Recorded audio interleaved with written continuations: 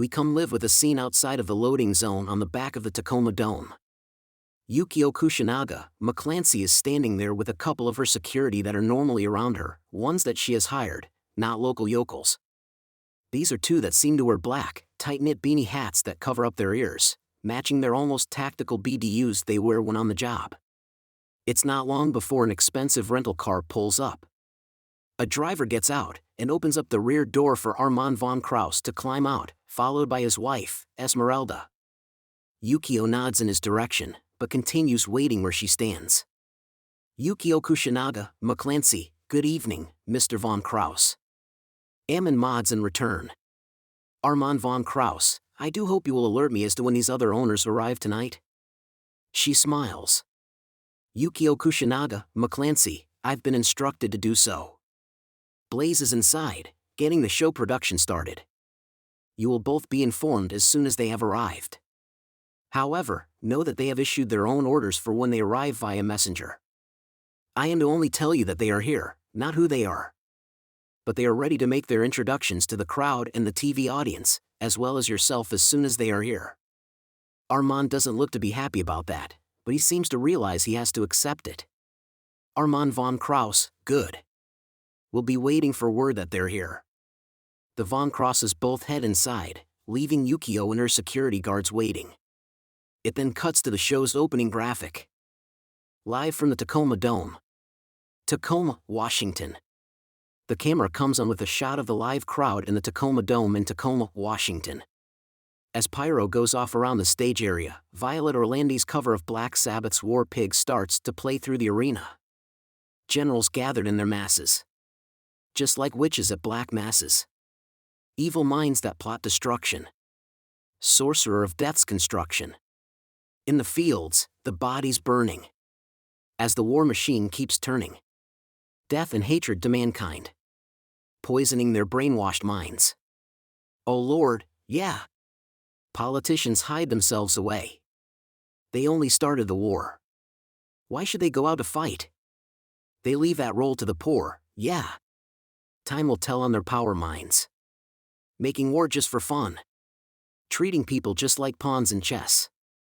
Wait till their judgment day comes, yeah. Now in darkness, world stops turning. Ashes where their bodies burning. No more war pigs have the power. Hand of God has struck the hour. Day of judgment, God is calling. On their knees, the war pigs crawling. Begging mercy for their sins. Satan laughing, spreads his wings. Oh Lord, yeah. The drone flyby heads over the capacity crowd of the Tacoma Dome, as a graphic fills us in that the stadium is at 21,345 people out of a capacity of 23,000 in this arrangement. The drone camera immediately slips down to the announcer's station, where Edward Vega and Benjamin Price are seated. Ben waves, as Eddie looks sour as usual. Ben Price, good evening, ladies and gentlemen. And welcome to the Tacoma Dome, just an hour south of Seattle, Washington along the I-5. I'm Ben Price. Eddie Vega, and I'm Fast Eddie Vega. And we have a huge show for you tonight. Ben Price, after a year of court battles, we will find out tonight who the new co-owners of the CWF are. Eddie Vega, yeah, we get to find out just who Armand von Kraus will make want to either quit or sell their shares. Or worse. Ben Price, what could be worse? Eddie Vega, well there are rumors you know. But only rumors. Let's just say I'd rather be on the bad side of my bookie in Vegas than Armand von Kraus. Either way you disappear, just a matter of how. Ben Price, well, other than finding out who the new co-owners are, we'll be seeing the first defense of the new Valor champion, Abigail Dresden, as she defends against Eddie Williams of the Bastards. Eddie Vega and the Bastards will once again have Valor belt silver in their possession. Ben Price, can't be 100% sure on that one. We'll also see the man who did 5 successful defenses of the Valor Championship in Season 2, and who has now challenged the Conquest champion, Cronin Reinhardt, for a shot at Shadow Warfare. Frank Windsor, as he takes on his Bane and Nemesis. Greg Salazar. Eddie Vega, a useless matchup. Frank should be just riding high to Shadow Warfare.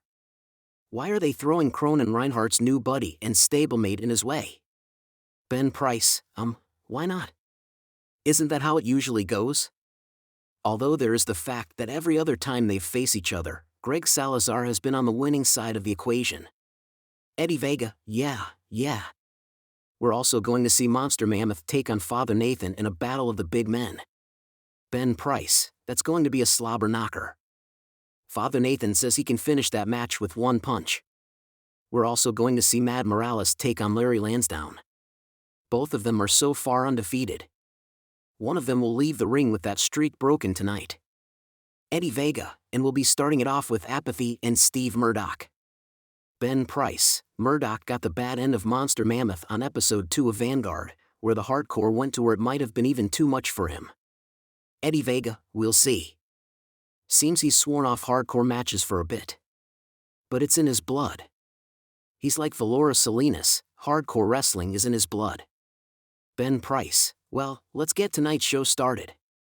The camera suddenly cuts to the backstage interviewer. Joseph Greer stands with Steve Murdoch in the gorilla position. Joseph Greer, Steve, you're opening Warzone tonight against Apathy. Recently you've been talking about making a change to a new wrestling style. Are we seeing that in action tonight? Steve Murdoch, that's right, it's time for a new day, a new technique, a new Steve Murdoch, out with old, out with throwback, just throwing fists, out with the hardcore and in with a stronger, harder, style. Joseph Greer, well, good luck out there. Joseph is taken aback and trails off at the approaching wrestler. Monster Mammoth chuckles as he enters the shot, looking at Murdoch. Pushing Joseph away and snatching the microphone from his hands. Monster Mammoth, if it isn't the has-been. Before you get all mad Murdoch on me, remember that backstage brawls are definitely hardcore. Mammoth clearly revels in the stipulation of their last match, eyeing Murdoch intently. I heard you're a man of your word. I wonder how long you can stick to what you say. You never know how the devil is going to tempt you. Steve brushes Mammoth's comments off with a wry smile. Steve Murdoch, I'm not much of a religious man, Mammoth, but if you see the devil in his tempting ways, you might ask what kind of payment plan the two of you have together to keep you safe from me and CWF. And the camera cuts back to the ring. Ben Price, Monster Mammoth stirring the pot with Steve Murdoch. Eddie Vega, well, in that match on Vanguard, Mammoth showed he was the better fighter. Ben Price, well, let's see if the new and improved Steve Murdoch can take on Apathy. Eric Wilson, the following contest is scheduled for one fall and is the opening bout of the evening. Featuring first, hailing from Dallas, Texas, he is Steve Murdoch. Darkness covers the arena as the first few seconds of the final countdown play. When the drum beat hits, and the vocals begin with We're Living Together, the crowds joins in, and the lights come up as we see Steve Murdoch standing at the entrance ramp, kneeling, head down and both fists on the ground. He punches the ramp with his right hand, stands up and makes his way to the ring. Ben Price, this will be Steve Murdoch's first match after swearing off hardcore wrestling. Eddie Vega, you would think that he just swore off drinking or hard drugs. Ben Price, I mean it is pretty similar. It gave him a high and was hard on his health just like drinking and hard drugs. Eddie Vega, Monster Mammoth doesn't think he can do it. I don't think he can do it. Ben Price, it just takes willpower and support to kick a habit. Eddie Vega, I don't think Steve has either. Eric Wilson, and his opponent, hailing from Alsace-Lorraine, France, she is Apathy. The sound of a vintage picture reel began to click and pop, the screen illuminating up counting down like a picture show. The pops, scratches, nicks and debris covered the screen, the numbers counting down, 5, 4, 3, 2, 1, as the reel continued, the faint familiar sound of a text message being composed. The telltale sound of clicks followed by the sound of a message received. The demonic, distorted voice of SKYND creeps through. You're gonna have to prove me wrong. On the screen, a barrage of action shots, in still form from Apathy's career, centered and fixated, like an old film would. As the arena went down, red and white lights bathing the fans in a sea of color, Elizabeth rises from beneath the stage, head lowered, arms outstretched. A mixed chorus of boos, jeers and cheers pelted at her. She gradually raises her head, soaking in the animosity and fervent support. Inhaling it like a drug. Hashtag I love you, now die. I love you, now die. I love you, now die. I love you, now hashtag.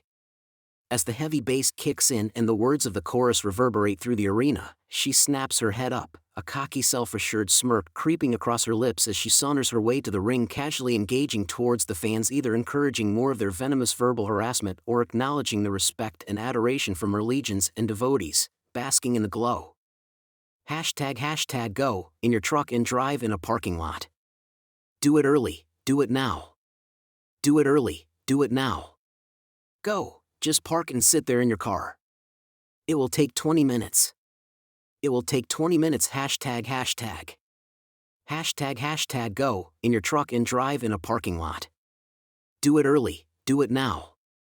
Do it early, do it now. Go, just park and sit there in your car.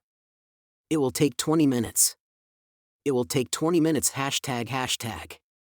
As the perverse and twisted sound of SKYND's auto-tuned verbal melody pulsates through the speakers, Elizabeth stops at the base of the walkway, grinning from ear to ear as she playfully mouths the words, "It will take 20 minutes, holding up two fingers and flashing them forwards and backwards as she says 20 minutes, then rushes the apron, hopping up and catapulting herself over the top rope, rolling through to the far side of the ring and climbing the turnbuckle and extending her arms, bound aristocratically and smugly as her coup de grace. Ben Price, Apathy is going to test Steve's resolve tonight. She'll see if his new adopted style can cut it. Eddie Vega, depends on which Apathy we are facing. Healthy Apathy or not. I mean, she did good against Kyle, but she did show lingering effects of her injuries. Ben Price, yeah, that is the question tonight. Eddie Vega, hoping for healthy Apathy to squash Steve's dreams. Ben Price, that's mean. Eddie Vega, gotta be honest. As the bell rings to start the match, Steve and Apathy begin circling around one another while searching for an opening to attack. Steve goes in for a lockup that he swiftly turns into a side headlock. Apathy gets Steve up into the air and hits an atomic drop before whipping Steve into the ropes. On the rebound, Steve hits a lariat that sends Apathy right to the mat. Steve goes to pull Apathy up, but she connects with a leaping uppercut that staggers him backward a few steps. She grabs him and hits a lung blower, sending him bouncing across the ring. She gets back up and grabs Steve, but he hits a forearm smash as he rises. He grabs her and applies a guillotine choke. Referee, Erica Costa Alvarez, checks to see if she will submit, but she refuses. Ben Price, that move could end this match. Eddie Vega, I don't know. Is that hold even legal? Ben Price, Erica checked the arm. I mean, it is a choke hold. Eddie Vega, and thus not legal. Erica forces the hold to be broken since it is a choke hold. Steve is up first, stomping Apathy back down to the mat as she tries to get up. She grabs his leg, starting to rise, and hits a dragon screw-leg whip to take him down. She lets him get to his hands and knees on the way toward getting up before she kicks him in the rib cage. She straddles his back and presses down on his lower back with one boot. Steve struggles to get up still and Apathy curb stomps him, smashing his nose into a bloody mess. She gets off of him and watches as he gets to his feet, blood running from his nose and down his chest. She smirks. Apathy, you gave up hardcore wrestling, but still managed to bleed. Steve Murdoch, yep. You know it's your turn now. Apathy, try it. Steve lunges at Apathy, going for a spear, but Apathy acts the expert matador and dodges the spear. She sends Steve through the ropes into the outside of the ring. Apathy goes to the ropes on the opposite side and bounces back as Steve gets up to go for a baseball slide drop kick to the outside that misses as Steve sidesteps and lets her fall to the floor. She gets up relatively quickly, but a drop toe hold sends her face first into the ring apron. She falls to the floor again to her hands and knees, blood streaming from her nose. Steve Murdoch rolls back into the ring and looks down at her as she gets up. Steve Murdoch, told you. Ben Price, this match is getting fierce. Eddie Vega, you know it. Steve off to show off his new style. Apathy climbs up to the ring apron and Steve walks over to take a wild swing, but Apathy uses the middle rope to duck under the blow and slams her shoulder into Steve's midsection. She hops over him, hitting a sunset flip for the cover. Erica gets into position. 1, 2. Steve kicks out. Apathy gets up and watches as Steve stands up. both are distracted as Mad Morales and Monster Mammoth run down to the ring. Mad Morales rolls into the ring and jumps to the top turnbuckle. Erica is distracted trying to get him down and out of the ring. Monster Mammoth slides a 2x4 with bloody barbed wire wrapped tightly around it into the ring for Steve to grab. He grabs it so Apathy doesn't and just looks at it. Ben Price, look at him. He wants to use that weapon so badly. Eddie Vega, but he can't. He swore off hardcore wrestling. Steve Murdoch hesitates while Mad Morales gets down from the ring. Apathy kicks him in the nuts and takes the barbed wire 2x4, cracking him in the side of the head with it. Only thing is, Erica saw it and signals for the bell. Monster Mammoth watches as Steve Murdoch sits up, bleeding from the side of his face where the barbed wire cut him. Monster Mammoth, you'll need to go back to hardcore. You know it. I know it. Steve Murdoch, never. Apathy drops the weapon and begins heading to the back. Eric Wilson, winner of the match via disqualification, Steve Murdoch.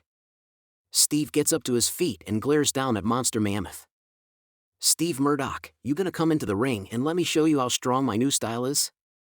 Monster Mammoth, another time. Monster Mammoth and Mad Morales head to the back while Steve Murdoch gets his arm raised in victory. Ben Price, technically, hardcore wrestling won Steve the match. Eddie Vega, not his doing, but yeah, I do see your point. Thames, a global mail order company named after a famous river, definitely no slave labor involved.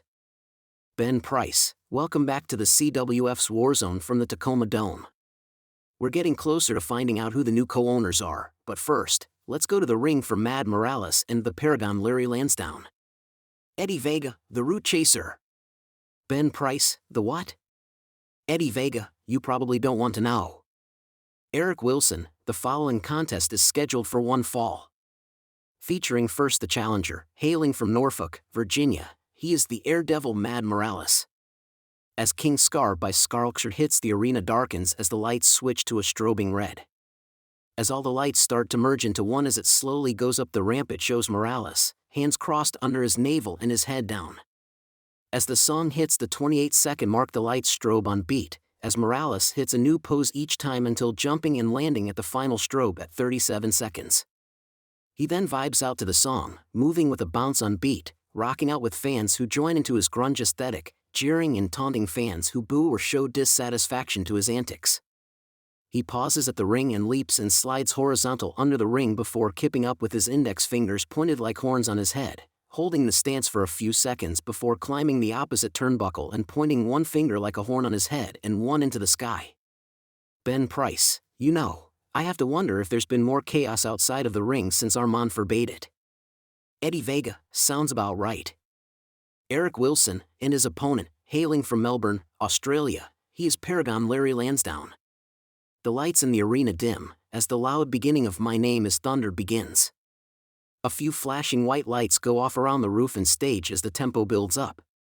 Once the guitar hits, the lights come up and the words "The Paragon is the business" appears on the screen. As we hear the lyrics, "I'm a white light that's burning, right across your sky," the Paragon Larry Lansdowne appears at the top of the stage. He throws his arms wide open basking in the light before making his way down to the ring. He gets into the ring, climbs onto the turnbuckle and puts his hands up in the air acknowledging the crowd before hopping down, game face on and ready to go. Ben Price, Larry off of a defeat at the hands of Eddie Williams. That kind of thing can shock a man's confidence. Eddie Vega, Eddie Williams is nothing to sneeze at, but yeah, it did kill Larry's undefeated streak. Ben Price, hey, who's that coming down to join us? Eddie Vega, it's Tommy Onions. Tommy Onions takes up a third seat at the table and puts on a headset with a big smile. This is an action not unnoticed by Mad Morales, who stands on the bottom rope while clutching at the top rope and motioning to Tommy. Tommy Onions, yeah. Tommy fucking Onions here. Don't you have a match to lose, boy? Or should I say, fly? Mad Morales hops down from the rope and kicks it, looking mad as heck. He seems to be ready to go to the outside of the ring as the bell sounds to start the match when Larry Lansdowne plucks him from the side of the ring and hits a German suplex. Larry gets up, driving home a series of European uppercuts to the fast-rising Mad before sending him to the ropes. On the rebound, Larry goes for a big boot, but Mad catches the leg and brings Larry down with a dragon screw-leg whip. Mad hits a lightning-quick standing moonsault and jumps up and down on Larry's chest and midsection like he were jumping on a trampoline. Ben Price, that's a brutal move right there. Knocking the wind straight out of Larry. Eddie Vega could break a few ribs while he's at it. Tommy Onions, you know that it was called a jumpaline before Mad's mom jumped on it. Ben Price, what the heck, Tommy? Eddie Vega, hey, I don't know. He might have nailed it. Tommy Onions, that's why Mad's mom's nickname was Doorknob. Everyone fucking got a turn. Ben Price, Mad's mom. I apologize for the antics of Tommy Onions. Eddie Vega, also, if you are listening and any of that is near true, call me. Tommy Onions, you gonna have to wait in line to run that train. Mad, I don't remember which end your mama took my cream pie, but if my math is correct and you came out a month early, call me daddy. Mad Morales yanks Larry up and whips him into the ropes. He goes for a high cross body block, but Larry catches him and throws him over his shoulders to land on the mat. Larry spins around and grabs the rising Mad by the shoulders, hitting several knee lifts before hitting a piledriver to lay Mad out. Larry goes for the pinfall, counting along with referee Ashley Beaton. 1, 2. THR Mad kicks out. Larry stands up and begins pulling Mad up, but gets pulled down into a jawbreaker that sends Larry to the mat. Mad jumps to his feet and leaps to the top turnbuckle and really quick leaps backwards into what looks like a coffin drop, landing on Larry's back. Ben Price, that was a risky move right there. Eddie Vega, yeah, but it paid off. Tommy Onions, sleeping with Mad's mom was a risky move, but she had taken her Valtrex the night before, so I was reasonable sure I was safe. Mad grabs the downed Larry and applies a calf slider. Ashley checks to see if Larry will submit, but he refuses. Larry manages to get a hand on the ropes to cause the move to be broken. Mad gets to his feet and kicks Larry in the side of the face. He pulls Larry up and whips him into the ropes and runs to the ropes on the opposite side. Mad Morales leaps at the ropes and springboards into a moonsault to take the running Larry down. Mad Morales goes for the pinfall. Ashley Beaton gets into position to make the count. 1, 2. THR Larry kicks out. Mad Morales gets to his feet, grabs the rising Larry Lansdowne, and whips him into the corner.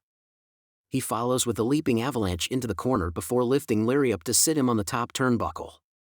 Mad Morales climbs up and hits a slingshot Spanish fly.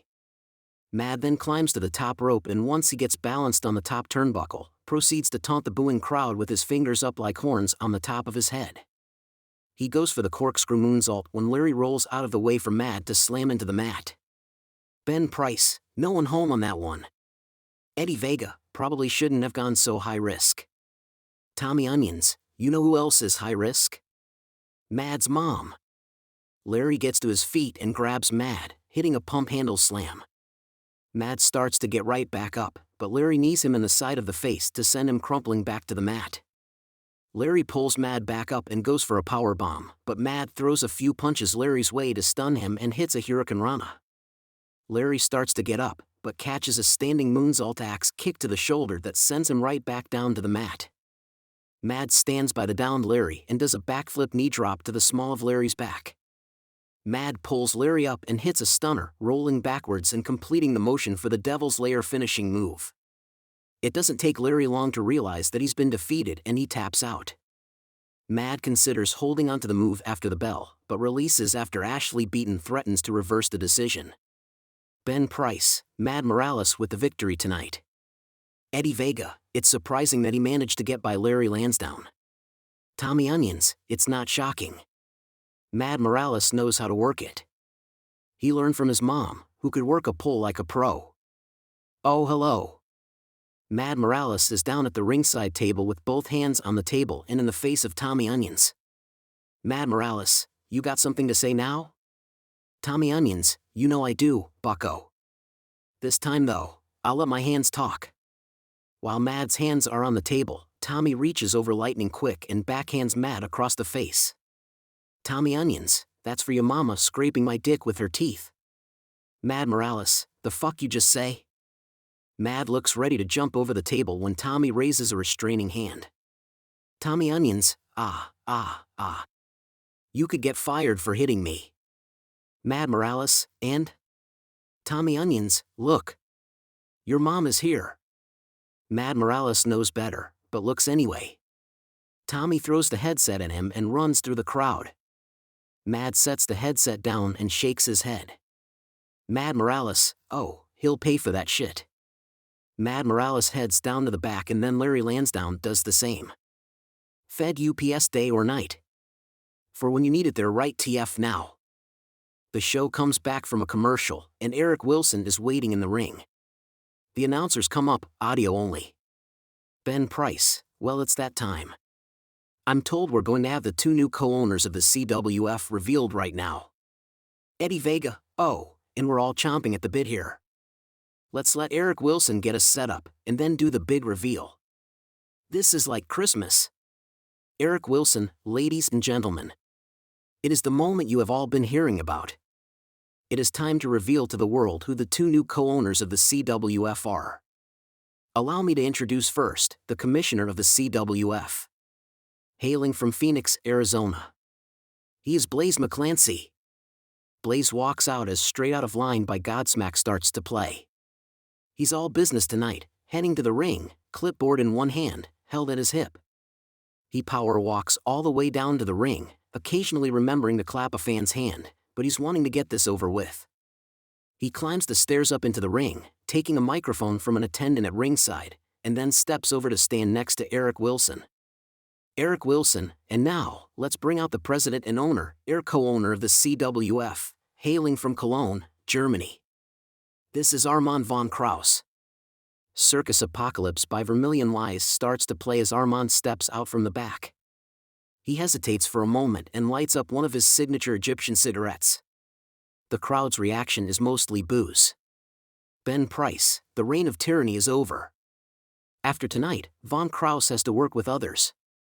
Eddie Vega, what if they're just as bad or worse? What if Ammon von Kraus is the lesser of two evils? Ben Price, I don't like you wording it like that. Eddie Vega, well? Armand von Kraus strolls to the ring, but with a bit more haste than he'd usually show. He also climbs up into the ring. He takes Eric's microphone for himself. Armand von Kraus, I've got it from here, Eric. Eric Wilson doesn't hesitate and he starts to exit the ring. Armand then turns to Blaze. Armand von Kraus, all right, no time like the present. Let's get this done and over with. Who are the two new co-owners? I need to know who I'm up against, and who might need to be sent on a vacation with the benefactor. Blaze shakes his head for a moment.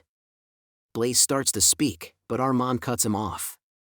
Armand von Kraus, you don't need to do introductions. Just get them out here, now. Literally right after Armand makes the demand of Blaze to reveal Armand's new and unwanted business partners, the sound of static hits the PA as the Jumbotron shows a blue screen which then goes to an imitation of emergency broadcast. We interrupt this program for an important announcement. The screen goes black and Party B pops up on the screen with a countdown that starts at 5. It gets to 1 and the screen goes black for a second before the song. Bring It by Trapped plays over the PA as the crowd jumps to their feet. Armand and Blaze both share a surprised and concerned expression, neither fully knowing what to make of the situation. Ben Price, oh my God. Valora actually delivered on her threat. This could not have been a spur-of-the-moment decision. How long has this been in the works? Eddie Vega, and she's also our boss now, right? 'Cause if so, I just want to say I've always had the highest respect for her, but you're forgetting something, Benny boy. The bastards finally have an ally in the front office. Ben Price, I would say it's more accurate to say Rob Riot and Abigail Dresden have a major ally in the front office, as I find it impossible to believe she can be objective towards her daughter or her boyfriend. But remember, she and Frank Windsor despise each other and she seems more or less neutral towards Eddie Williams. Valora walks out from the backstage area, a satisfied smirk on her face as she makes her way to the ring, grabbing a mic and climbing into the ring. As she takes an Armand's expression before looking over at Blaze too, clearly enjoying, she removes her smartphone and snaps a picture, winking at Armand as she looks out over the crowd. Ben Price, now I hope we find out about the Elite title. If she's an owner, she can also be a wrestler, right? Eddie Vega, I'd assume that's correct. In the ring, Valora turns and looks at Armand. Valora Salinas, checkmate, mother F. Valora winces, clearly just remembering she has rules to follow in her new role, and rolls her eyes as she tries this again. Valora Salinas, checkmate. Let me tell you, Armand. The look on your face. The smug sense of superiority you have now broken because someone like me outplayed you. Armand regards her coolly. Valora Salinas, you know, it really is a shame you apparently never bothered to read the ancient Greek stories. They love to warn against hubris and the price paid by those who embrace it. Now, I would like to have fun enjoying the look on your face, but I have a bit of business that the powers that be have ordered me to handle. Valora turns and takes a deep breath, a tear forming in her eye. Valora Salinas, that piece of business starts with you. The fans. For more than 20 years now, I've had the honor to travel all over the world. Fighting, bleeding, beating fools bloody. Every Fed I've come to, I've been a champion. Every Fed I've fought in, I've been the champ. CWF will break that record. As creative director, I do have a choice. I can appoint a proxy to represent me on the board. Or I can take the role myself and end my fighting career. Valora looks down, overcome in sighs. Valora Salinas, the only people I would trust to act as my proxy are people who cannot, legally, be considered viable to act in the required way without fears of me being able to influence them or getting insider knowledge. Or people that I have, as of yet, not been able to make contact with. So, ironically, enough. One of the first acts I did was to change my status from active wrestler to part-time wrestler. I reserve the right to get into the ring when needed, so, with luck, you haven't seen the last of me. But, as of about 9 a.m. this morning, I am no longer eligible to hold a title in the CWF. This means the Elite title will be vacated. It also means in the near future, we will see another Elite X match to determine the next CWF Elite Champion. Ben Price, wow! Valora retires from full-time status and has taken a corporate role. The Elite title has been vacated to be determined. When? Eddie Vega, this is the end of an era, Benny boy. Love her or hate her, that woman was one of the very best to ever step foot in a ring. The crowd comes to their feet, giving Valora a standing ovation which turns into a thank you chant as the fans thank her for the memories. Valora wipes her eyes as she nods. Armand von Kraus motions for the crowd to stop for a moment. Armand von Kraus, so, you're one person. I was told there were 2 new co-owners. You're one. I assume you bought Ms. Lazarus shares. So where's the other? I'd figure you'd have more money to buy. Valora Salinas looks around the ring, but her smile is still smug and almost daring Armand to do something. Especially when she puts her hand up to him. Valora Salinas, oh, my business partner. Yes, you want to know who he is? Armand seems to perk up for a moment. A gender reveal. Armand von Kraus, he? Yes. I want to know who he is. She again looks around. The crowd is eating up how she's obviously playing him a bit. Blaze breaks in. Blaze McClancy, Valora. Miss Salinas. Please. I was told everything was set up for both to be revealed tonight. Valora turns and looks at the Jumbotron, as if expecting something to start playing or a video to come up of the reveal. Armand starts to chuckle. Armand von Kraus, so let me guess. You're the one who came here. You're the one who is going to be public. While he sits behind social media and the screen up there taunting me every chance he could get? Nice one. Valora actually grins at him, and takes a moment before bringing the microphone up to her lips. Valora Salias, no, that's been done before. By the CWF even, in Season 1. So, let's just say, he's here. Armand von Kraus, he's here? So Rob Riot? He bought out part of the Federation? You and your lover? Valora Salinas, no. Trust me, Armand. While nothing would please me more than to be out here with Rob, who very likely would have been interested, you know how slow the American courts can be. My business partner and I actually filed the paperwork to do our purchases back in January.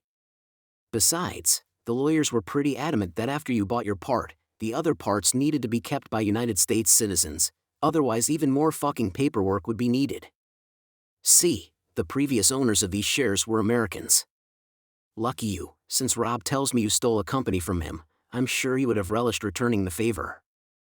But alas, there's no telling how long the courts would take to give them all the approvals and clearances and all that shiz. Armand von Kraus, not Riot then? Who is it?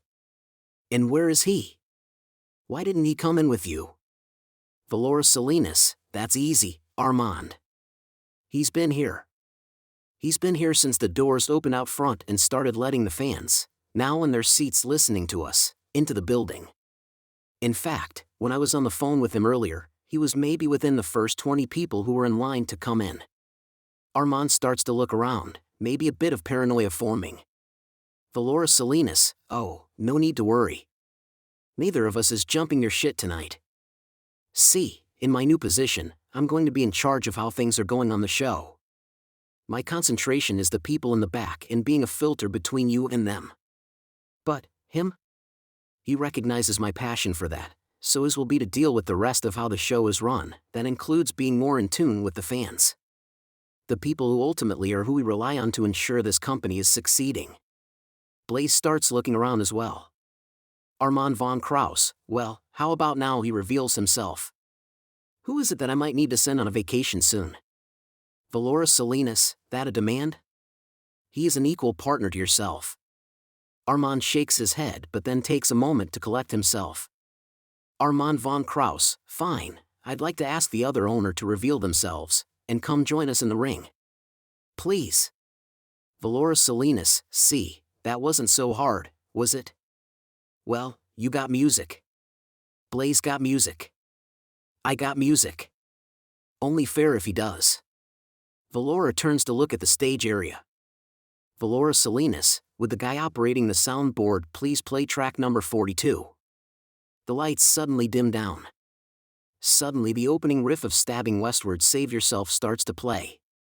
The crowd reacts, and loudly. Ben Price, I know that song and who uses it? Eddie Vega, this is. Blaze actually drops the clipboard. The camera switches to ringside, as a man stands up from his seat. He's wearing a jean jacket, a button-up shirt with a BOLO tie clasped together with a huge piece of turquoise.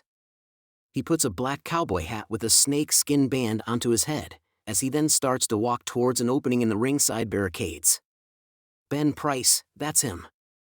Ian Childress. The Fallen One. Eddie Vega, isn't he one of the guys who was ringside for guerrilla warfare back at the end of Season 1? Ben Price, he was.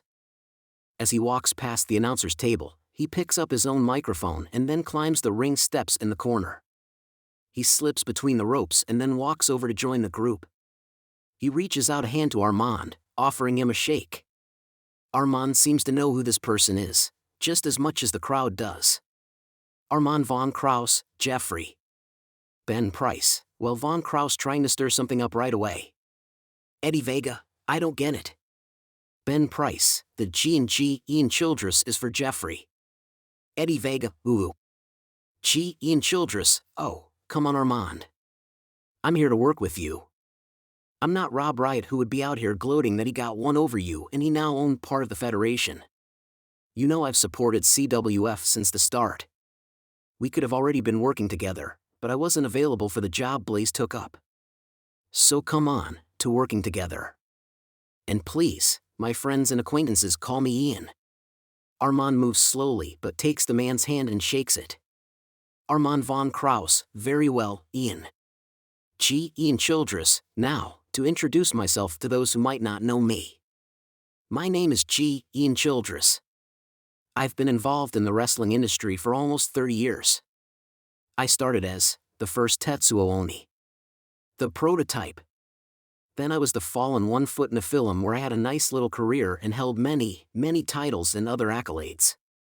But a little over 25 years ago, I started my own federation. It was open for about 5 years or so. Then when it closed, I worked in the administration of other federations. For the last 20 years or so, I've been the primary director of the Four Winds Wrestling Academy, and other endeavors out there.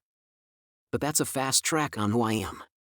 Now, I've bought out part of CWF, and I'm your new Chief Operations Officer. Armand von Kraus, so Valora is Creative Director, your Chief Operations Officer. What am I supposed to be? Gee, Ian Childress, well that's easy. You've not been elected by a board of directors. But you bought in first. So you're president, by default. But just like the government, but hopefully more efficient. I'm Congress, and Valora is our Supreme Court, making sure we're actually doing our jobs. You see, Valora might own the smallest set of shares. But she is out linchpin. Neither you nor I own controlling interest on our own. If we want to get things done and we're at an impasse, one of us would need her vote to break the tie. That actually means she might have more power than either you or I alone. Ben Price, that's an interesting aspect there. As I understand it, Mr. von Kraus and Mr. Childress both own equal shares. So, Valora becomes the swing vote on anything they don't agree upon. Eddie Vega, which means Valora can basically get whatever she wants. Ben Price, in a way, yes.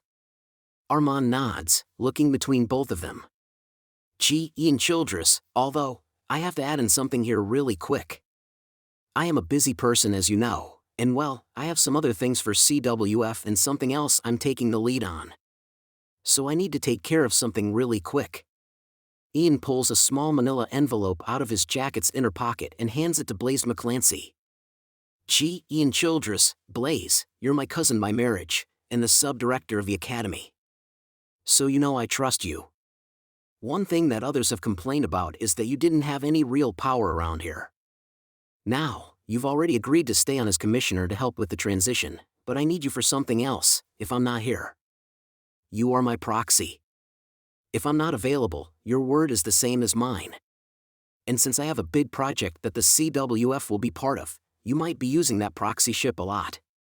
Ben Price, Blaise McClancy is now not just commissioner, but also Ian Childress' proxy if he's not here. Eddie Vega, so Childress steps out for a smoke break, and Blaise has as much power as Armand von Kraus? Ben Price, basically. Eddie Vega, oh boy. Blaise looks at the envelope and opens it up. As he starts to read the papers in it, he smiles, and then looks between Valora and Armand. Armand von Kraus, a project? Gee, Ian Childress, yes, a project. And don't worry, not hiding it from you or anyone else. But let me ask you, Armand? Were you involved in the LWA at all? Armand nods. Gee, Ian Childress, I've heard rumors. The guy who was in charge of the other Interfed that recently folded was involved in the LWA as well? Armand nods again. Armand von Kraus, yes he was. Part of the downfall of the LWA was when a couple of the board members, including himself, had a falling out. Ian shakes his head and starts to walk around a bit. Gee, Ian Childress, that's what I thought I had heard. Well, my announcement is that we're. He does an around-the-ring motion with his free hand. Gee, Ian Childress, that's we are going to fix this whole situation with that Interfed and our talent. Such is your promise to Rob Riot. Such as Eddie Williams getting screwed over for some asshole to remove his mask, and also for 2 pay-per-views to get shuttered and not aired. Ben Price, hell, I did announcing duty on the Interfed show. I want my paycheck for that. Eddie Vega, point, although the free trip to London was nice. Armand looks to be able to say something, but Ian puts up a hand. Gee, Ian Childress, no. You were there. You saw it. You had to. 'Cause otherwise we couldn't also acknowledge that you beat the owner of that Fed so badly his future grandkids will be crying from feeling it, instead of the doctors slapping them when they're born. Eddie Vega, that he did. That guy got beat so hard so many times by Armand, it was getting ridiculous. Armand seems to agree with that. Gee, Ian Childress, so, I guess tonight we're announcing something else. We've been part of the LWA, and we were treated like shit, but we dominated. The only legendary champions who were not free agents were part of the CWF. We beat that other Interfed's champions so hard they refused to show the footage. They were stealing money from us. Hell, they were using our production teams and equipment for those shows and they never got paid for it, from them. Ben Price, yes. Does this mean we're going to get paid? Eddie Vega, well, we're not paying for that other place to be around anymore. They might be able to toss us some ducats. Ian stops and looks out to the crowd for a moment. Valora can be seen nodding and agreeing with him. Gee, Ian Childress, in the end, just like everywhere else, the CWF kicks ass, takes names, and maybe then forgets them. They needed the CWF more than the CWF needed them. There is no denying it. This seems to be something all four in the ring can agree with. Gee, Ian Childress, we have the talent, we have the production crew, we have everything. Which is why we're not joining a new interfed. We're starting one. The crowd lights up. Ben Price, starting one? Eddie Vega, really? Gee, Ian Childress, my baby, for WW is returning. For Wins Wrestling, but not as a federation. An interfed. An interfed in the vein of the old Fed Wars and Primetime Central back in the day. An interfed that is about competition. But, instead of bringing the CWF in as some secondary thing, the CWF will be the foundation. He stops for a moment again. Ben Price, the CWF is going to actually be respected in this arrangement? Eddie Vega, well, we're the foundation. Gee, Ian Childress, I'll have more information soon, but I'm going to start by telling everyone, I'm going to make the boys and girls in the back hole. There are some that won some of the defining matches of their life, that had the rug pulled out from under them. Hell, we dedicated an entire episode cycle of Vanguard and Warzone to the trio's straps. The division that Blaze was going to run for them. He stops again, and looks at Valora. Gee, Ian Childress, in fact, speaking of them, guess we should mention. Valora and I have worked out deals for the rest of the upstarts. So they're invited to the next Vanguard so that we can make them whole. And the others, I've mentioned, the Bastards and Bad Company, we'll have a meeting with on next Warzone. In the meantime, it's probably time for us to cut to commercial, clear the ring, and let the dirt sheets run wild till our next shows. Ben Price, the upstarts are coming to the CWF? Fully? Eddie Vega, and the CWF is now going to be part of an interfed that we're starting, for Wins Wrestling. Ben Price, how is this all going to work? Eddie Vega, well, that man seems to know what's going to happen. The dirt sheets are going to be all over this. Ben Price, I've just been told we're going to cut to commercial. Eddie Vega, why? Give us more information, now. Ben Price, we will inform you more as we get it, but first, we have to pay some bills. The Illuminati. Yes, we're real. Shush, it's a secret. The show comes back from commercial, and the crowd is still reeling from what just happened. Ben Price, welcome back once again, and well, that was a huge bit of news if you missed it. We now know who the co-owners are. Eddie Vega, and one of them was a huge shocker. Valora Salinas has given up her wrestling career as a full-time wrestler, and now owns part of the CWF. She has vacated the Elite Championship. Ben Price, and soon we will have an Elite X match, to determine a new Elite Champion. Eddie Vega, and the other new owner is one Jeffrey Ian Childress. Ben Price, a man who has wrestled, held titles, run federations, and interfeds. And now we are going to be the foundation of a new interfed, for Wins Wrestling. Eddie Vega, well, that is as much as we know so far. So let's move on to our next matchup. Ben Price, and that match is going to be huge. It's time for Father Nathan to take on the Monster Mammoth. Eddie Vega, time for Father Nathan to get trampled by a mammoth. Ben Price, we'll see about that. Father Nathan has a damn good tag team partner in, the Holy Lord. Eddie Vega, he's a priest who fights, not sure he's got God on his side. But if he does, he'll need him to beat Monster Mammoth. Ben Price, we shall see. Eric Wilson, ladies and gentlemen, the next match is set for one fall. Introducing first. Hailing from Detroit, Michigan. He stands 6 feet, 6 inches tall and weighs in at 357 pounds. He's the peak of freak, Monster Mammoth. Monster Mammoth comes out from backstage, tearing off a propped-up curtain from the walkway. Putting it over his head, covering his eyes, and standing under a purple light on the stage for 15 seconds. He rolls his neck eerily from side to side, before ripping off the curtain and throwing it into the crowd.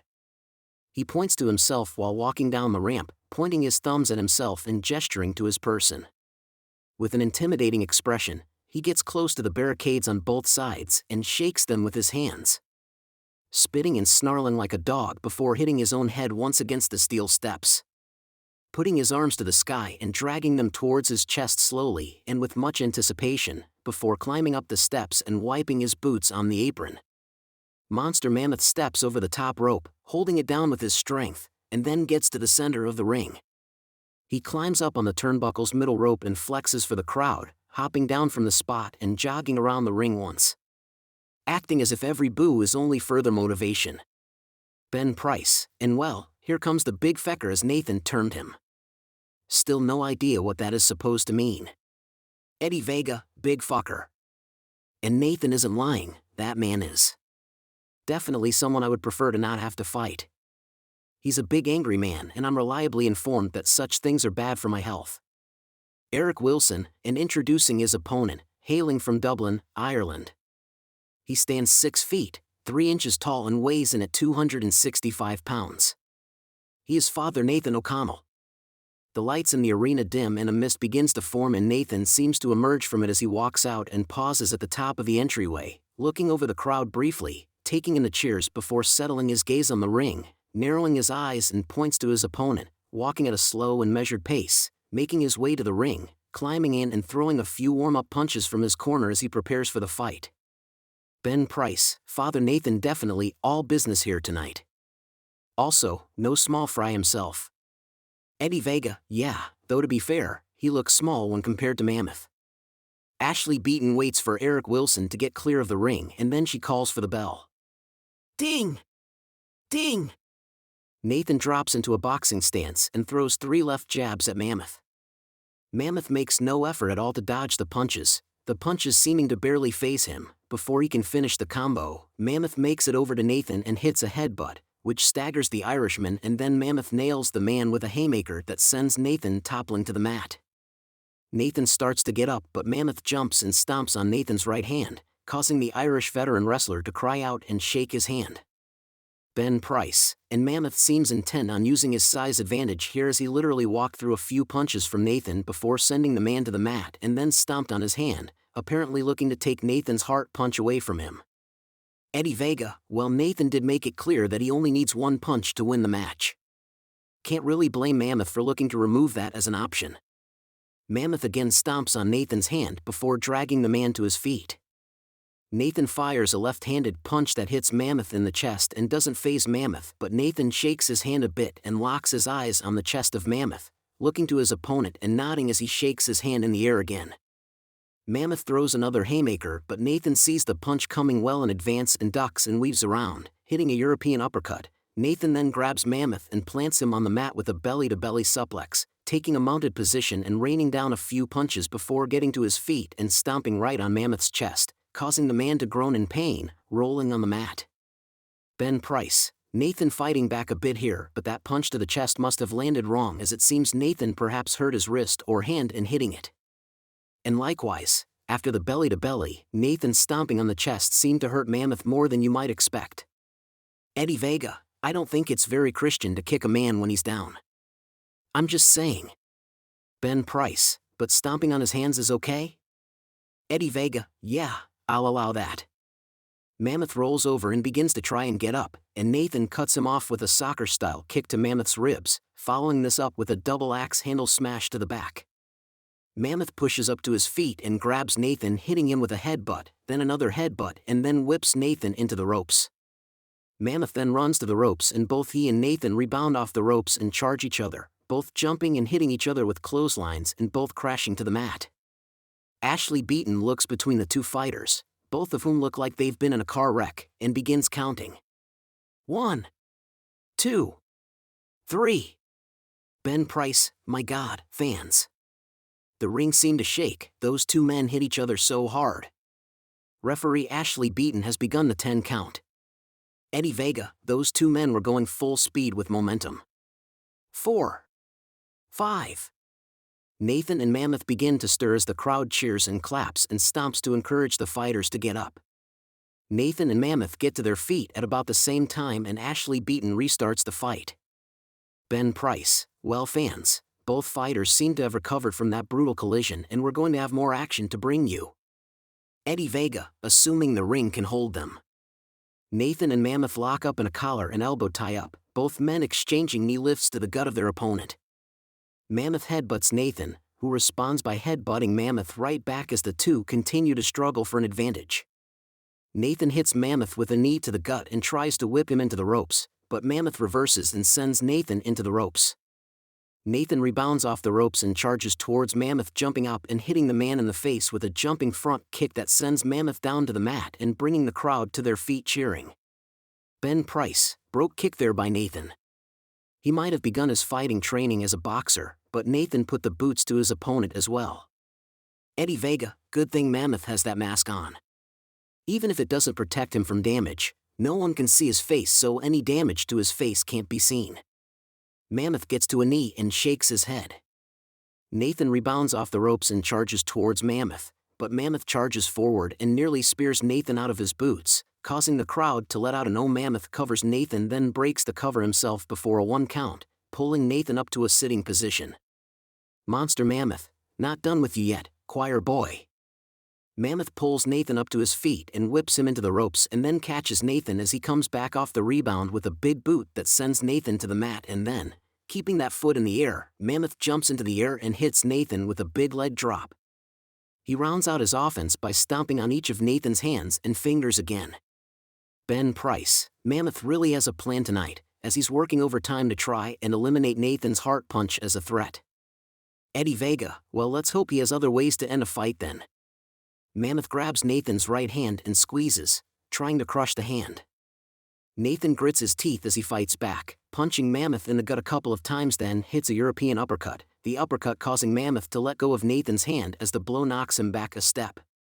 Nathan follows up with boot to the gut and grabs hold of Mammoth, lifting him up and dropping him back first onto Nathan's knee, as Nathan quickly transitions into a dragon sleeper, taking one of his hands and grabbing the elephant trunk like hose on the mask and blocks that as well as he locks the hold in. Ben Price, dragon sleeper. Nathan comes out of nowhere and is going for the submission. Eddie Vega, but he closed off the hose too. Mammoth can't breathe. Ben Price, pretty sure cutting off the ability to breathe is the goal of the sleeper hold. Eddie Vega, shush. Ashley Beaton moves over and checks the hold to see if Mammoth will tap out. Ben Price, this is a smart move by Nathan on another front. Nathan did make reference to the sleeper hold as his secondary finisher, but by using the dragon sleeper variation, Mammoth's size now works against him.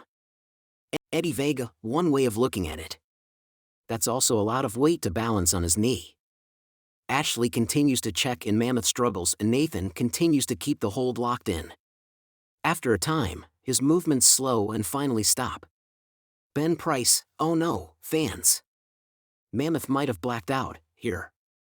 Eddie Vega, damn it, Beaton. Check him. If he's out, someone needs to stop the fight.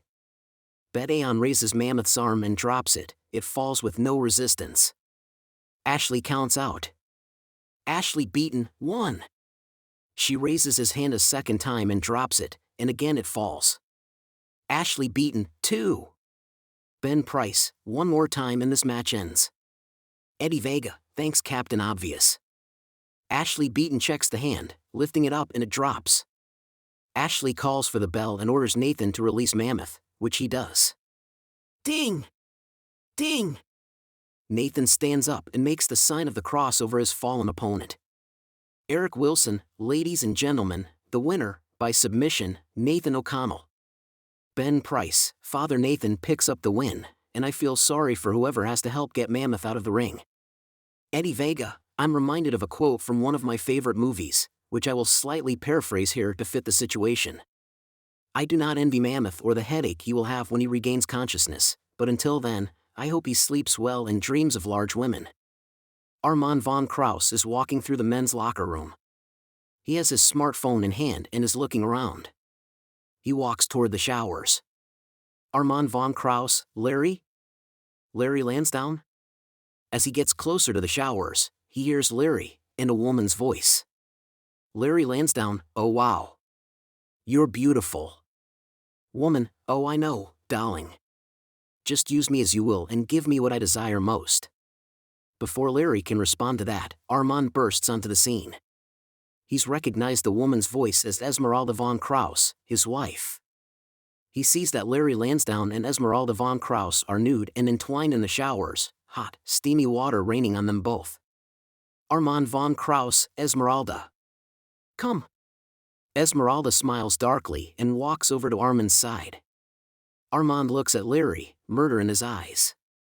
Armand von Krauss, you can be fired from your contract without pay or murdered so that your next of kin get paid. You may choose, now. Larry Lansdowne, I choose to be fired. Armand von Krauss, good. You have 5 minutes to leave the building or else I will call Gabriel Tuck and his clowns to hunt you down and kill you. Larry's eyes go wide. Larry Lansdowne, I can't get dressed and get out in that amount of time. Armand von Krauss, not my problem. Larry doesn't turn the shower off and runs to grab his stuff and leave the building since he has 5 minutes. Armand chuckles at the sight of the man leaving in the nude to dress outside. His smile vanishes when he looks at Esmeralda. Armand von Krauss, what am I to do with you? You could have least chosen a winner. Esmeralda just shrugs, raising her breasts with her hands to show them off to her husband. Esmeralda von Krauss, you love me, darling. Armand doesn't smile, but his expression softens. Armand von Krauss, get dressed.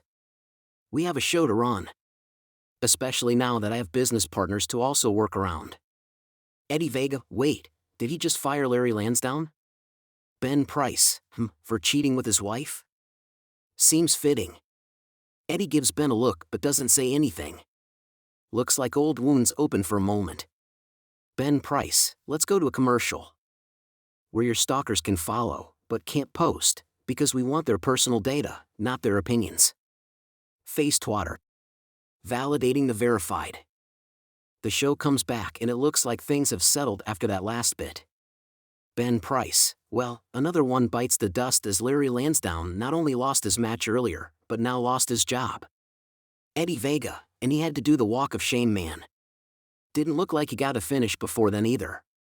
Ben Price, well, now we're ready for a match you've been looking forward to, as a member of the Bastards and a member of Bad Company are about to lock up in the ring.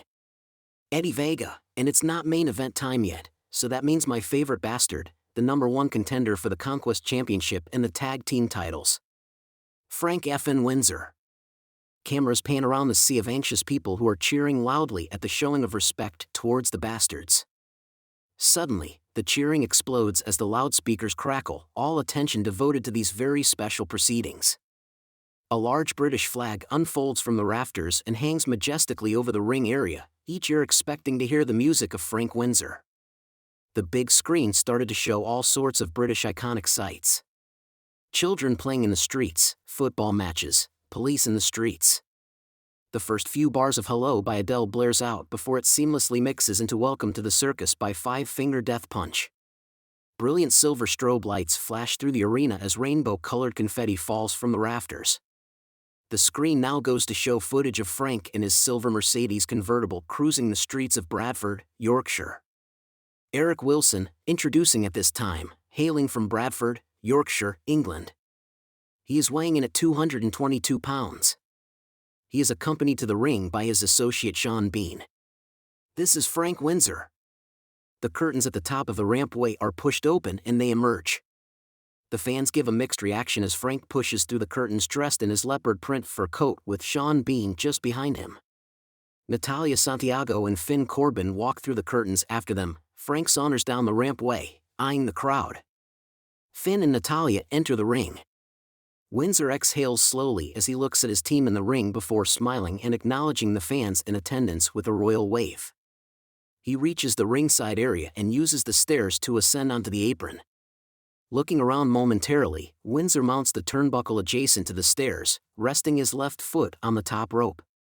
With a brief bow, Windsor lowers the hood of his leopard fur coat and gazes around the facility, soaking in the numerous reactions from the crowd.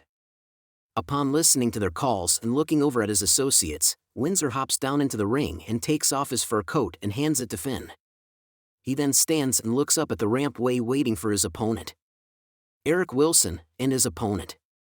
Currently living in and hailing from Seattle, Washington. The hometown crowd, just an hour south of Seattle, lights up with a huge pop for their now adopted hometown wrestler in the CWF. The Jumbotron comes on with the wrestler's name, Gregory Michael Salazar, and then slips to his initials GMS. As Greg Salazar steps out, followed by one of his stablemates, Kara Reinhardt. Ben Price, and Bad Company represented as well. Kara Reinhardt coming out here with Greg Salazar tonight. Eddie Vega, what's with this? Can he do it on his own? Ben Price, he already has, but we've all seen the bastards aren't afraid to be. Bastards. The shot on the screen changes, and it's a live video of Salazar with Bad Omens on the stage at the Welcome to Rockville Rock Music Festival as they perform his theme song, Limits Together. Eric Wilson, he comes in at 6 feet 1 inch and 235 pounds. Representing the stable known as Bad Company, this is the Paragon Gregory Michael Salazar. As the duo walk down to the ring, they occasionally high-five some of the fans. Kara takes a position in Greg's corner, while he climbs up to the corner and then climbs the turnbuckle from the outside. He raises his hands up to the crowd and then looks down at Frank Windsor. He points at him as he hops down from the turnbuckle to the ring. Eric Wilson, your referee, Mr. Scott Jones. Jones calls Windsor and Salazar to the middle of the ring. He checks both for anything that might be illegal and runs down the rules. Eddie Vega, why is he doing that? They both know the rules. Especially Frank Windsor. Ben Price, he sure does. He spent his entire Valor title run breaking them in some way. Once the referee is ready, he signals for the bell. Ding! Ding! Ben Price, and we now get Frank Windsor versus Greg Salazar Part 3? 4?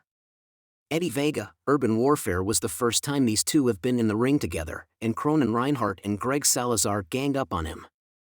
Ben Price, again, Greg Salazar was Tetsuo Oni in Season 1 and Season 2 up to Naval Warfare where he unmasked. These two have faced each other before a couple of times. Salazar and Windsor circle each other around the ring, until they come in and lock up. Ben Price, wait, I just thought of something. Eddie Vega, what is that? Ben Price, well, with the announcements of the new owners, and the upstarts coming to the CWF, we will now have all 4 Tetsuo Onis in the Federation? Eddie Vega, what? Ben Price, Ian Childress was the first. Blaze McClancy the second. Greg Salazar the third, and the current Tetsuo Oni is the fourth. Eddie Vega, that is interesting. Windsor, being slightly larger, gets the advantage on the lockup. He hits Salazar with a throat thrust, which causes him to stumble backwards a bit. He then whips Salazar to his corner and follows him in with a running splash. Ben Price and Frank Windsor is starting things off at full steam ahead. Eddie Vega, he's the #1 contender for the Conquest title. Of course he's going to show he's the best out here. Ben Price, he's not the #1 contender. He earned a shot by successfully defending the Valor Championship 5 times. Eddie Vega, and he challenged for the Conquest title, thus making him next. He's the #1 contender. And the Bastards are also the #1 contenders for the tag team titles, and since Mr. Childress brought up the trios titles, guess they're the contenders for those as well. Windsor delivers a couple European uppercuts before pulling Greg Salazar out of the corner into a fireman's carry. He then delivers a Death Valley driver and goes for a pin. 1. 2. Salazar kicks out. Eddie Vega, in a close call. Frank almost got one over on him. Ben Price, and he surely wants to. As Greg Salazar pointed out before, Frank Windsor has never beat him, with or without the mask. Windsor pulls Salazar up and gives him a good old-fashioned arm wringer. Salazar tries to reach for the ropes, but Windsor pulls him back and gives another arm wringer. He then short-arms Salazar and pulls him into a DDT setup. But before he can hit it, Salazar snaps a foot back with his patented scorpion kick that finds its mark easily. Ben Price, scorpion kick. Eddie Vega, don't be so happy about it. As Windsor lets go and takes a couple of steps back, holding his nose, Salazar spins and attempts a heel kick, but Windsor sees it coming and ducks under it, stepping in. Windsor then tries to catch Salazar for a belly-to-back suplex, but as he tries to take him over, it's blocked, and Salazar floats around to turn it into a Saito suplex of his own. Greg Salazar pops up with the move immediately and then heads to the ropes where he springboards back into the ring from the second rope with a double foot stomp to Windsor's chest. Ben Price and GMS driving the spike. Eddie Vega, that was a little too close to the head there. Windsor rolls holding his chest. Salazar sets up behind him, waiting for a moment. As soon as Windsor starts to get onto all fours, Salazar comes in and tries to put him into a full Nelson. Windsor starts to flop around like a fish to get out of it. As soon as he's on his back, Salazar instead changes tactics and goes for a high axe kick into a stomp, but Windsor rolls for his corner and avoids it. He and Natalie Santiago clasp hands quickly when he gets there. Windsor nods to her, and then starts to climb back to his feet, using the corner ropes. Salazar doesn't move in on that corner, and instead paces on the other side. Ben Price, not sure if that's smart or not. GMS not wanting to head into Frank Windsor's corner with everyone else there. Eddie Vega, it's smart, and not at the same time. He's giving Frank a chance to recover. Windsor slowly comes out of the corner. As soon as Salazar gets close, Windsor whips him to the ropes again. This time he tries for a pop-up into a powerbomb, but Salazar counters by going over Windsor's head, hitting the ropes behind him and coming off with a caber kick, as Windsor turns around. Windsor stumbles back, then falls to a single knee after the hit. Ben Price, what a counter. Eddie Vega, well, it was impressive. Salazar moves in and hooks Windsor for what appears to be a Northern Lights suplex, but he lifts him only partially up, and then drops him face first into a cradle gourd buster instead. He drops down and tries for a pin. 1, 2. Windsor gets his foot on the ropes. Scott Jones calls for the pin to be broken instantly. Ben Price, and the base drop almost puts Frank Windsor down. Eddie Vega wasn't even close. Both men come up to their feet. Windsor grabs Salazar for a wrist lock, which he then pulls into a short arm lariat, but Salazar hooks the arm, and goes around him to try to turn it into a half Nelson.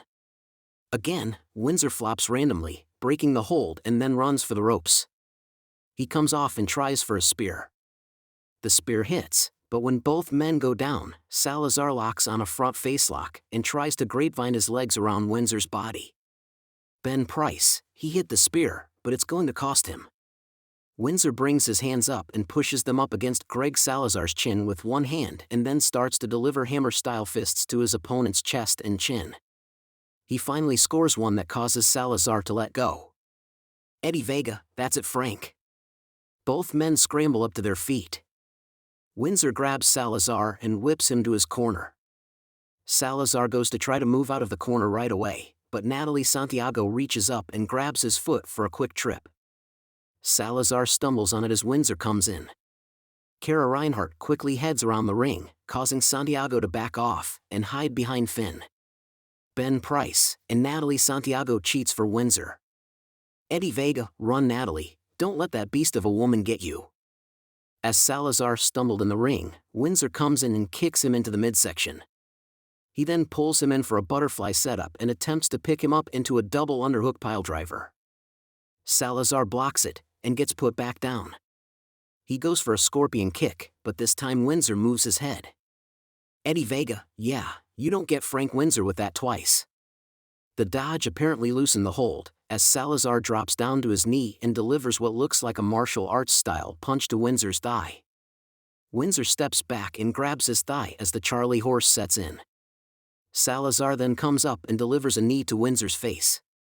Ben Price, a little head-to-knee action here tonight. Eddie Vega, not the face. He falls backwards to the mat. Salazar scrambles up, hits the ropes and goes to do a running knee drop, but again Windsor gets out of the way. Salazar drops and holds his knee for a moment. Ben Price, and Windsor with his own counter. That looks like a rough landing for GMS. Windsor gets up and hits the ropes for his own move. He comes off and hits a running knee to the side of GMS' head, just as Salazar comes up enough. He then moves to pull him up to his feet. Ben Price, and Frank Windsor returns favor with the knee strike. Eddie Vega, come on Frank, just finish this off and next stop. Bastards take all the titles at Shadow Warfare. Windsor quickly hooks Salazar up for a vertical suplex, and lifts him. Salazar looks to be trying to fight it, so Windsor just rushes forward and drops him crotch first on the turnbuckle connector that goes to the outside stanchion on the ring. Eddie Vega, oh, right in the huevos. Did I say that right? Kara Reinhart climbs up onto the ring apron to complain to the referee about the way Windsor landed that move, but Jones says it wasn't intentional. Windsor takes the moment to pull Salazar's head down and climb to the second rope. He hooks Salazar in for a package piledriver. They both fall backwards to the ring mat. Salazar pops out and lands face down on the mat. Windsor moves and rolls him over for a pinfall attempt. Ben Price, package piledriver off the second rope. Eddie Vega, it's over. 1. 2. Salazar gets a shoulder up at the very last moment. Ben Price, he kicked out. Eddie Vega, you know what they say about former Marines. They're not the smartest. Ben Price, but they are the toughest. Windsor rolls out to the apron and pulls himself up to set up for the Yorkshire Love as Salazar starts to get up. He adjusts his elbow pad for it. Ben Price, hey, Windsor adjusting that same elbow pad he used to give Abigail Dresden a concussion. Eddie Vega, he's just adjusting it. It started to slip. Ben Price, well, Greg Salazar was out there that night. We just know we can't trust Windsor. As soon as Salazar is up to his feet, as shaky as he looks, Windsor slingshots into a somersault into the ring. Salazar appears to recover a bit, and drops into a low drop kick that connects with Windsor's knee as he's landing to finish the lariat part of the move. Windsor faceplants hard with his momentum. Ben Price, and Greg Salazar blocks the Yorkshire Love. Eddie Vega, that's one block, but is it enough? I mean, Frank Windsor is the #1 contender to the Conquest title right now. Ben Price, he won a shot at the title, but that doesn't make him the #1 contender. Salazar gets up first, and he heads right for Windsor. Natalie climbs up onto the apron to complain. As Jones comes over, both men start to move. Ben Price, and here comes the shenanigans. Eddie Vega, Natalie is just checking on Frank. He hit the mat hard on that. How do we know that GMS didn't have a loaded boot? Ben Price, really? Both men start to get to their feet. Windsor looks to try to adjust his elbow pad again. On the apron, as Natalie is arguing with Scott Jones, Kara Reinhart steps over and taps her on the leg. Natalie looks down and gets a worried look on her face. Kara motions for her to get down off the apron, and she seems to listen. Ben Price, and that's why Kara Reinhart came down. Eddie Vega, that beast of a woman just needs to leave Natalie Santiago alone. She's a much classier woman than the female version of Cronin is. Ben Price, should I call her over here? Eddie Vega, no, please don't. Jones turns around just as Windsor moves in for a roaring elbow. Salazar ducks back, moving away from the elbow, and spins on his own to deliver an iron fist. Windsor takes the iron fist right to the chin and he stumbles backwards. Ben Price, another huge counter by GMS. Salazar moves in, and hooks a half Nelson with his left arm, and lets Windsor basically fall into his chest. He finishes the full Nelson hook up. Again, Natalie Santiago climbs up onto the apron to try to get the referee's attention. Eddie Vega, look out Natalie. Kara Reinhart sprints back over to the neutral corner to run up the stairs, and then to the ring apron, and heads over to where Santiago had climbed up. Santiago hops back down and backs off, before Kara can get her hands on her. Kara then calls out to Salazar to get it done before she hops back down to the floor. Ben Price, just about every root of Windsor shenanigans has been disabled tonight. Just one trip has scored. Eddie Vega, yeah, they're cheating. I mean, why is Kara Reinhart out here? Is she a registered manager? Where's Miss Fortune? She should be out here with her man. Ben Price, really? Callie Fortune is backstage and 5 months pregnant. Eddie Vega, and she should be out here waddling around ringside, instead of that. The camera picks up as Kara Reinhart walks over by the announcer's table. Ben Price, that what? Eddie Vega, one half of the CWF Tag Team Champions? Kara walks by the announcers, and smiles in Eddie's direction. In the ring, Greg Salazar is fighting as Windsor is trying to get out of the full Nelson hold. Windsor tries to reach back to try to turn it into a jawbreaker. But Salazar prevents that by pushing down on Windsor's head and pulling his own head back.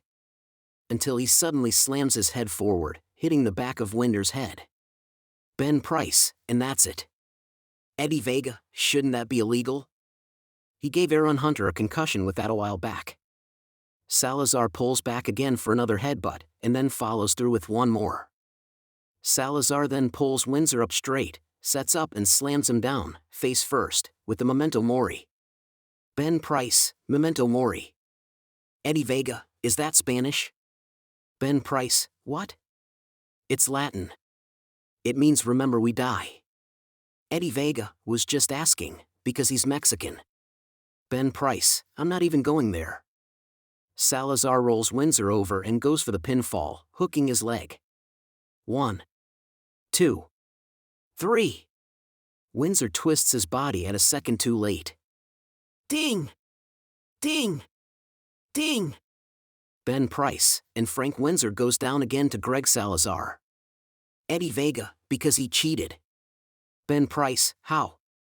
Eddie Vega, hey, if cops can get charged with excessive force for hitting someone in the back of their head with a billy club. Salazar gets up and immediately climbs up to the corner turnbuckle to play up to the crowd. Natalie Santiago comes into the ring and checks on Windsor. Windsor pushes her out of the way and runs over to the turnbuckle Salazar is up on. He comes up under his back to the turnbuckle to pull Salazar off for a powerbomb. He takes a few steps forward and plants Salazar in the middle of the ring. Ben Price, well, that's just wrong. Eddie Vega, well, Greg Salazar used to talk about the bell-to-bell rule. Bell rang. Kara Reinhart scrambles into the ring. She shoulder blocks Natalie Santiago, causing her to trip over the prone Greg Salazar. Windsor spins around for a roaring elbow, but Reinhart blocks it with her elbow, and then starts to deliver a series of strikes to Windsor's chest. Ben Price, no one in bad company likes Frank Windsor. Eddie Vega, they're just all jealous that he's going to beat her brother come Shadow Warfare. Kara manages to push Windsor back a bit with the strikes. She steps over Greg Salazar and gets into a defensive stance between Windsor and him. Salazar starts to get up to join his stablemate in the standoff in the ring. Ben Price, and the numbers game here. Salazar won the battle, but that war is still waiting to fully blow up. Eddie Vega, and here the peacekeepers. Yukio Kushinaga McClancy slips under the ropes, her two main guards behind her by a second. She quickly gets between everyone and moves to take control of what's going on in the ring. Ben Price, and as our security team settles this down, we have to go to commercial. When we come back, Abigail Dresden defends her newly won Valor Championship against the Bastards Eddie Williams. Core Incorporated Python. All thinking differently. Together. Once again we return from the commercial break with our announcers front and center on your screen. Ben Price, once again, welcome back. So far tonight we've had a hell of a show. Monster Mammoth fell to Father Nathan. Larry Lansdowne lost his winning streak in his job after being caught with Esmeralda von Krauss in the shower. Steve Murdoch defeated Apathy, doing no hardcore moves, and Greg Salazar keeps his winning streak over Frank Windsor. Eddie Vega, Valora Salinas has retired to take over partial ownership of the Federation and is now our creative director. And Ian Childress is now our chief operations officer, as well as partial owner.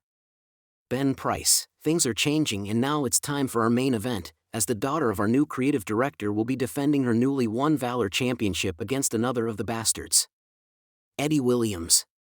Eddie Vega, a man who just a few weeks ago was coming out here with 2 other Federation titles, and now has had them ripped from him. The man who got screwed the most with that in Turfed closing down. Ben Price, Mr. Childress said he's going to make Eddie in the other hole. We'll have to see what that means. In the meantime, let's see if he can lay claim to the CWF silver strap. Eric Wilson, ladies and gentlemen, the next match is our main event of the evening and it is for the CWF Valor title. It is set for one fall. Introducing first, the challenger. He hails from Cambridge, England, United Kingdom. He stands 5 feet, 11 inches tall and weighs in at 215 pounds. He is Eddie Williams. The ramp starts to flood with smoke. A figure appears in the entranceway with his arms crossed. A series of fireworks go off along the top of the entrance ramp. The light adjusts back to normal. Havoc starts to walk down the ramp. He slowly and methodically makes his way toward the ring, bathing in the reaction of the fans within the arena. Eddie enters the ring standing with his arms raised and fireworks go off from the 4 turnbuckles. Walking over to the furthest turnbuckle and climbs up to the middle rope. He looks out across the crowd. As his music dies down, he waits near the corner, pacing back and forth ready for the match to start. Ben Price, and the match we've all been waiting for. A matchup that has seemed to be growing more and more inevitable. A true case of the unstoppable force meeting the immovable object. Fans, these two fighters have been beating literally everyone put in front of them in multiple feds. In my opinion, it is an unquestioned fact that Eddie Williams is the MVP of the Bastards at the current moment. Eddie Vega, it's hard to argue with that. Rob Riot has not been in action much and Frank Windsor will likely be even more distracted following the events of earlier tonight. And, as you said, Eddie Williams has been on a tear lately. Eric Wilson, and introducing next, she hails from Swansea, Wales, United Kingdom. She stands 5 feet, 9 inches tall and weighs in at 175 pounds. She is the reigning and defending CWF Valor champion, Abigail Dresden. The arena darkens a bit and a mist forms around the entrance as Phoenix by Fall Out Boy begins to play, bringing a loud roar from the crowd. Only this time Abigail comes out not by herself but on the shoulders of Miguel Lanza Jr. as the pair emerge. Abigail can be seen sitting up near the shoulder and a single arm of Miguel who makes his way down to the ring, the two talking to each other as they move. Ben Price, Abigail came prepared. Miguel Lanza Jr. And folks, if you need to know just how powerful this young man is, he is carrying a woman who is close to 200 pounds with her body weight, ring gear, and title belt thrown in. On one arm. Eddie Vega, are they a thing? I mean, they seem to spend a lot of time together and...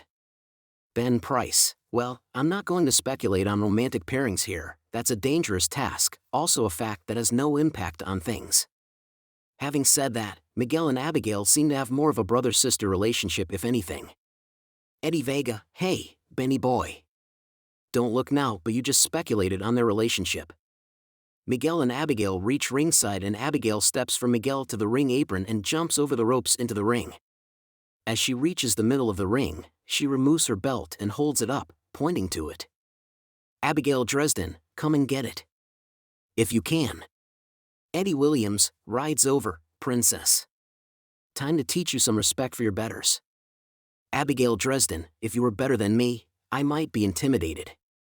Eddie just lets out a laugh and Ashley Beaton steps in and tells both fighters to knock off the trash talk. Ben Price, and these two seem just as eager to fight each other as we are to see it. Eddie Vega, and I can guarantee you there are some important eyes on this match. Rob Riot and Valora Salinas among them. Abigail hands the belt to Ashley Beaton who then holds up the belt and Abigail makes the move to touch fists. Surprisingly, Eddie returns the gesture as the two touch their fists to each other and back off to their corners to await the official start of the fight. Ashley Beaton calls for the bell. Ding! Ding! Abigail takes a boxing stance and fires a 3-punch combo which Eddie easily deflects and slips through.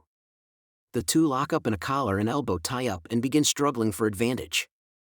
He tries for a belly-to-belly suplex but Abigail blocks it and returns the favor and tries for belly-to-belly suplex which he blocks and tries to engage Abigail in a reverse hammerlock, but Abigail is able to counter and returns the favor, locking Eddie Williams in a reverse hammerlock.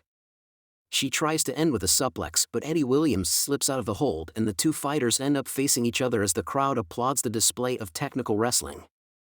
Ben Price, British catch wrestling at its finest, folks.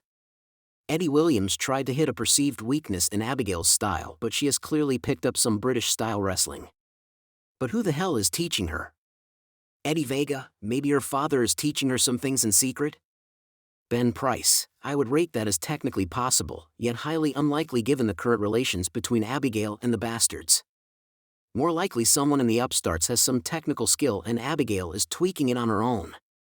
Eddie Vega, well, Eddie is no slouch here.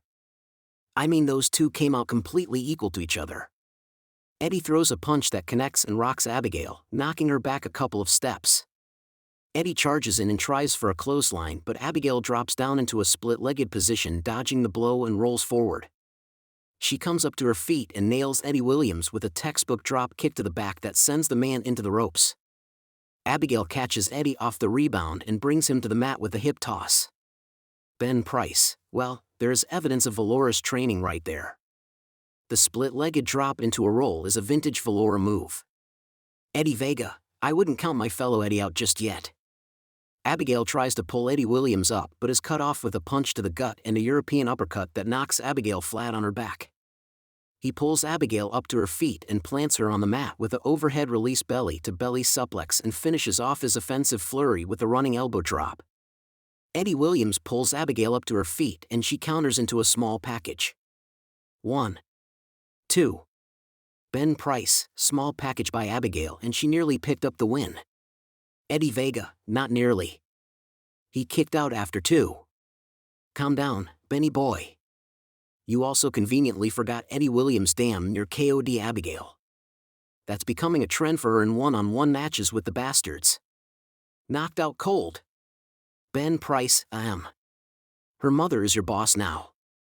Eddie Vega, well, I never said it was a good thing. But look at the facts. Her last one-on-one match against the bastards ended with her knocked out cold. Abigail might not like it, but as of late, her friends and the bastards have helped her get her recent wins.